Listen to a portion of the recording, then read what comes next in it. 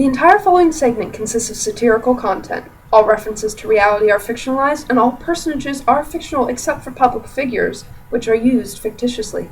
The opinions expressed in this segment in no way represent those of the University of Kentucky, the Kentucky Colonel with a K, Ele Kappa Theta, parking lots, Donald Trump birds, or clavicles.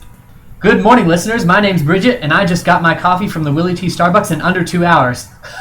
Just kidding. That was a joke. We here at the Colonel like to make jokes. That's right, Bridget. But remember, only in moderation. We are, after all, a reputable news source, first and foremost. I'm Grant, and with that, let's get on to the news. In campus news, the university recently announced that it would double down on its commitment to continue not building any new parking structures. Said the administration, quote, "Who needs parking lots when we can just build other things, like a Panera or something? Ha! Just kidding. That was a joke. We here in the UK administration like to make jokes." When asked to comment specifically on the rationale behind this decision, President Papakluto said, "If we still have students with enough money to have a car, then clearly we're not charging enough for tuition. The goal is to bleed them dry, the suckers." Reports say that he then proceeded to laugh maniacally before transfiguring himself into squirrel form and scampering off. Rumors are spreading around campus that this, however, may not be the full story. Some speculate that a large part of the reason behind the university's strong aversion to parking lots may stem from the president's childhood when his parents were killed by a rogue parking lot. Well, thanks to our dedicated researchers out in the field, it's not just speculations anymore, Bridget. We have managed to track down the particular parking structure who was responsible for the murder of Cappuccino's parents. And we actually have that very same parking structure here with us in the studio today. Hello, Mr. Structure. Please call me parking. So, Mr. Structure, why did you do it? Out of hate? Fear? Love? What prompted this heinous deed? Revenge. Captain Pluto struck first. I was only repaying the favor. What did the president do? He killed my mother. I was just a wee lad when it happened, no bigger than a driveway. But I remember, he killed her in cold cement. And that day, I vowed that I would have my vengeance. And I did. And I thought that was the end of it. But alas, his bloodlust could not be satiated. And over the summer he struck again. That student center was my father, you monster! Well, thank you, Mr. Parking Structure, for your time, and we wish you luck on your quest for vengeance. In world news, Christian group E-Bible Fellowship has informed us that the world ended on October 7th, 2015, so you better cancel your weekend plans. The world we now live in is just a lingering shadow of what was. Individuals who missed the fire raining down from the heavens and the rapture of the faithful are advised to pay better attention next time, and were, according to Reverend Garfield Garfunkel, probably just scrolling through Twitter and missed the whole thing. However, rival Reverend Richard maintains that the world did not in fact end this Wednesday. Only 3 of the 4 horses of the apocalypse were present, and that's really not enough to count as the end of the world. Additionally, we experts have the opinion that there was just a little too much fire and not quite enough brimstone, so it wasn't exactly the fiery hellscape that we anticipated. In entertainment news, Sony Pictures Entertainment has recently announced that it will release the Angry Birds movie in 2016. A source within the company has indicated that, in fact, this movie is heavily based on real events here at the University of Kentucky.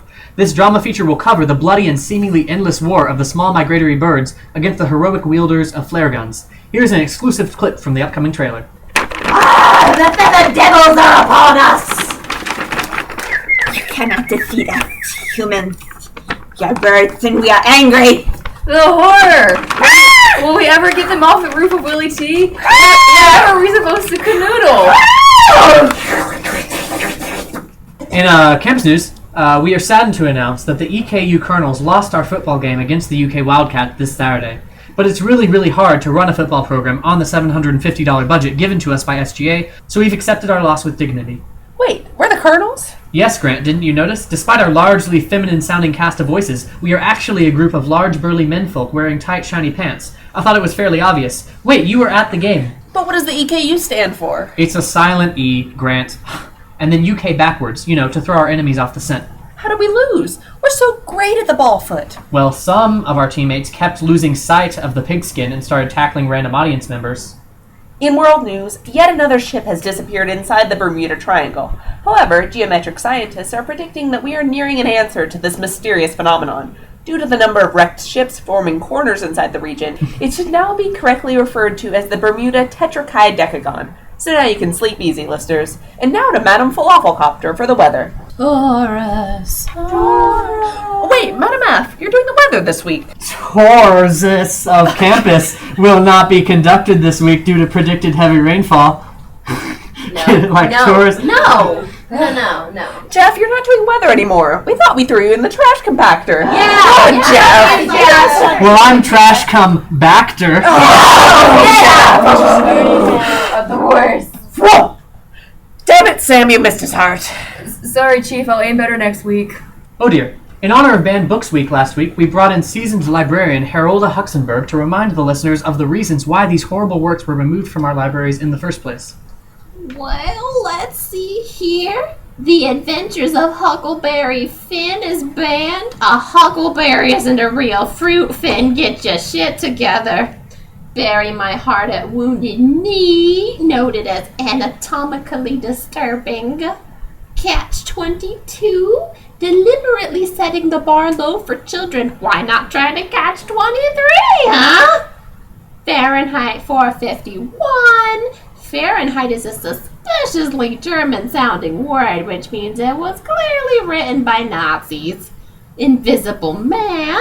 Even though he's invisible, he's still expected to wear clothes. Nudity isn't okay, Ralph Ellison.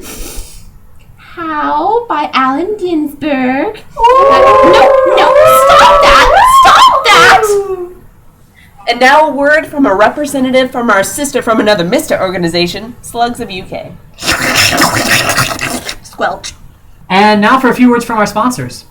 Colleen Glockenspiel has said that if elected to Freshman Senate, she would outlaw all fun on campus. Colleen Glockenspiel doesn't want you to have fun. Colleen Glockenspiel hates all happiness.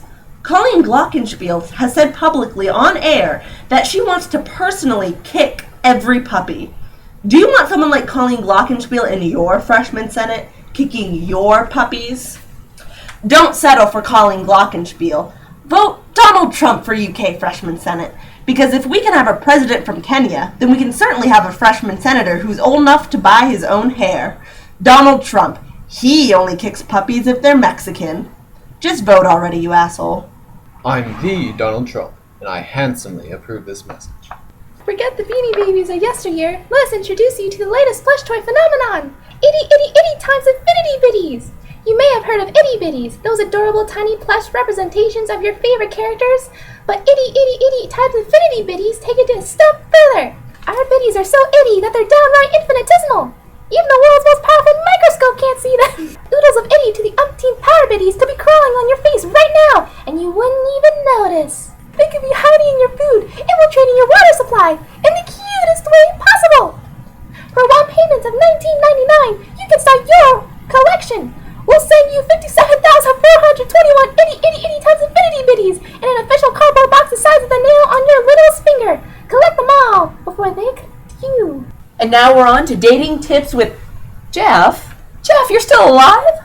I thought Sam stabbed you with a trident. She missed my heart. She didn't even leave a dent on me. Get it? Because Well, you survived this week.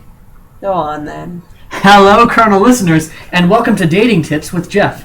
Have you ever wanted to know the ultimate secrets behind how to definitively woo any woman with at least a non-zero success rate? Well, now you can, because I'm about to tell them to you. The best way to pick up a girl, by far, is just a good old-fashioned pickup line. Try a pickup line that's specifically tailored to the location you're at on campus. For example, try going up to someone studying on the 5th floor of Willie T and saying, "Hey girl, let me stick my Willie in your tea." Or go to Johnson Hall lobby and pick up girls with this line, "Girl, I'd like to put my Johnson in your hall." The possibilities are endless, and occasionally, it works every time. Also, it helps if you go out and buy a big motorcycle with unnecessarily loud engines. Chicks dig that stuff. Remember, the louder the motorcycle, the bigger the penis. Alternatively, get a car with incredibly loud subwoofers. Loudly blast hip-hop music with the most misogynistic lyrics you can find as you drive down University Drive. The females will flock to you like birds to the Willie T area. Also, work on your physical appearance. One thing that always attracts bucketfuls of females is a tattoo. Get like a Celtic knot on your face. Or like a flaming electric guitar on your face. Or a picture of a dragon's face on your face. You could even tattoo your face on other parts of your body, like your arm, or your chest, or your face. You could even get a tattoo of the girl you're trying to woo's face on your face, or get a tattoo of your face on the face of the girl you're trying to woo. Although, don't do both of these at the same time, because then the tattoo of the girl's face on your face would also include the tattoo of your face on her face, and it'll just be an infinite loop of faces on faces on faces, until the faces get smaller and smaller, and you end up with an infinite density of tattoo faces on your nose, which creates a black hole and sucks in your face, as well as the faces of everyone else on Earth, and then you just Well, that's quite enough, Jeff. And now to Jeff's female counterpart, Steph. Hi, everyone. I'm here to give you ladies some fashion advice. Men love tentacles, so adorn yourself with live squids, but don't be too flashy. They also find it super sexy when you dress like members of Congress. Make sure that you show off your 5 key seductive body parts. First, the nostrils. Be sure to flare when you pass males on the street to release those sex pheromones. Second, the clavicle. Cut a clavicle-shaped hole in all of your shirts so that it catches just a peek of that bony flesh. Third, the area behind the ear. Shave your hair so it's more exposed. I personally took it a step further and shaved my entire head. Fourth, the tonsils. Open your mouth really wide when you talk. And whenever there's a pause in the conversation, just get really close to him and open your mouth to expose those lusciously moist bits. Fifth, the spleen. Just rip it out of your abdomen to show him, like so. Oh, damn! Look at the curves on that spleen. Oh! And now on to Madame Falafelcopter with this week's horoscopes. Capiludo. Watch out for your cat. He may be poisoning your food, motherfucker. Cancer. So, you're never gonna believe this. I was eating sloppy joes, right? And I was at my crystal ball, and well, long story short, I spilled it all over the part where I'm supposed to tell your fortune. Sorry about that. Tough luck. Or good luck. I don't know. I have sloppy joes on my ball, motherfucker.